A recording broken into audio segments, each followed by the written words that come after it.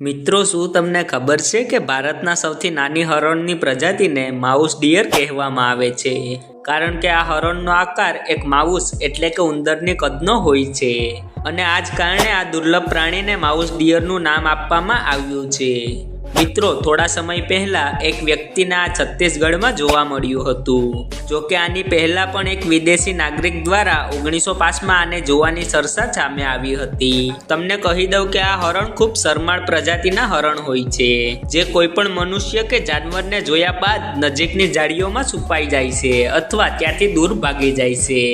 સાથે મિત્રો, તમને જણાવી દઉં કે આ માસૂમ હરણની વધુમાં વધુ લંબાઈ 15 ઇંચ હોય છે, જેને એક સામાન્ય મનુષ્ય દ્વારા જોવું ખૂબ અઘરું છે. જેના કારણે જ્યારે 1905માં આ હરણ પહેલીવાર જોવા મળ્યું હતું, પછી એને 112 વર્ષ પછી છત્તીસગઢમાં જોવા મળ્યું હતું. જેનાથી તમે પણ અંદાજો લગાડી શકો છો કે આ માઉસ ડિયર કેટલા દુર્લભ પ્રજાતિના હરણ છે. આ ઇન્ડિયન છોરવી ટેનના નામે પણ ઓળખાય છે. મિત્રો, શું તમને ખબર છે કે હરણ તેના શિકારી જાનવરને દૂરથી જ જોઈને કેમ ત્યાંથી બહુ દૂર ભાગી જાય છે, અથવા હરણની સૂંઘવાની ક્ષમતા આટલી વધારે કેવી રીતે હોઈ શકે? સાથે મિત્રો, તમને જણાવીશ કે હરણ સંભોગ કેવી રીતે કરે છે. મિત્રો, આમ તો હરણ એક સુંદર પ્રજાતિનું પ્રાણી મનાય છે, જે તેની સુંદર આંખોને લીધે વિશ્વભરમાં પ્રખ્યાત છે. પરંતુ આના સિવાય તમે વાઇલ્ડ લાઈફ જેવી વિડીયોમાં જોયું હશે કે હરણ એક એવું જીવ છે જે તેની આજુબાજુ આવનાર શિકારીઓને ખૂબ દૂરથી જોઈ લે છે. ખરેખર મિત્રો, હરણની આંખો તેના માથાના કિનારે સ્થિર હોય છે, જેના લીધે આ તેની આંખો 310 ડિગ્રી ફેરવી જોવામાં સમક્ષ હોય છે અને આ જ કારણે હરણ તેની આજુબાજુના શિકારીઓને ખૂબ દૂરથી જ જોઈ શકે છે. પરંતુ આ ખૂબીની સાથે હરણની આંખોમાં એક કમી પણ હોય છે, અને તે છે કે તેની આંખો કલર બ્લાઇન્ડ હોય છે અને તે લાલ અને લીલા રંગને નથી જોઈ શકતા. જોકે બ્લુ અને પ્રકાશિત કિરણોને આ ખૂબ આસાનીથી જોઈ શકે છે. હરણની સાંભળવાની ક્ષમતા પણ મનુષ્યથી ખૂબ વધારે હોય છે, કારણ કે તે પાણીનો સ્ત્રોત પણ આરામથી શોધી લે છે. સાથે કહેવાય છે કે આમના કાન ખૂબ સંવેદનશીલ હોય છે, જેના દ્વારા તેને ખબર પડી જાય છે કે અવાજ ક્યાંથી અને કેટલા દૂરથી આવ્યો છે. મિત્રો, સાંભળવાની ક્ષમતાને સાથે હરણની સૂંઘવાની ક્ષમતા પણ મનુષ્ય કરતાં 100 ગણા વધારે હોય છે. સાથે જો હરણની સૌથી મોટી પ્રજાતિની વાત કરીએ તો તેને મૂસ કહેવામાં આવે છે, જેના વિશે તમે ઉપર આઈ બટન ઉપર ક્લિક કરી સંપૂર્ણ માહિતી જાણી શકો છો. આની લંબાઈ 6.8 ફૂટ અને વજન 800 કિલો સુધી હોઈ શકે છે.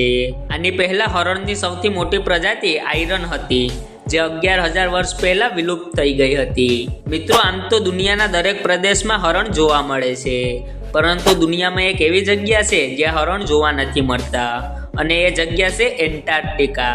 કારણ કે આ પૃથ્વીનું સૌથી ઠંડુ સ્થાન છે.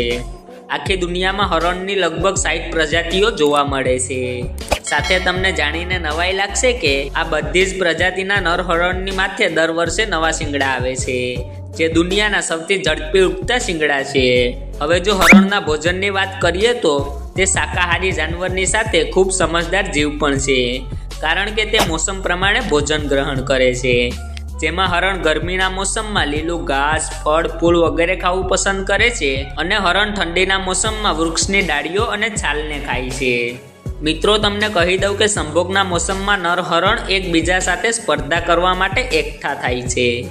ખરેખર આ તેના શિંગડાની મદદથી લડાઈ કરે છે, અને આ લડાઈથી જ તેના શિંગડા ખરી જાય છે, અને પછી લડાઈમાં જીતનાર હરણ જ સૌથી પહેલા માદા સાથે સંભોગ કરે છે, અને પછી માદા હરણ વસંત ઋતુમાં તેના શિશુને જન્મ આપે છે. હરણ એક સામાજિક પ્રાણી છે, જે સમૂહમાં રહેવું પસંદ કરે છે. સાથે આના સમૂહનો લીડર પણ નર હરણ જ હોય છે, જે તેનું ક્ષેત્ર પસંદ કરે છે અને એ જ વિસ્તારમાં આ ખોરાક શોધે છે. આનો વિસ્તાર 30 મીલ સુધી ફેલાયેલો હોય છે. હરણ ખૂબ સારા તરૈયા હોય છે, જે લાંબા સફર દરમિયાન જલધારા અને નદીનો ઉપયોગ કરે છે. આની દોડવાની ગતિ 50 કિલોમીટર પ્રતિ કલાક સુધી હોઈ શકે છે, જે દરમિયાન આ 30 ફૂટ જેટલો કૂદકો પણ મારી શકે છે. સાથે આમનું જીવનકાળ 18 થી 20 વર્ષનો હોય છે. મિત્રો, તમે આ વિડીયો કઈ જગ્યાએથી જોઈ રહ્યા છો મને કોમેન્ટ કરીને જરૂર કહેજો.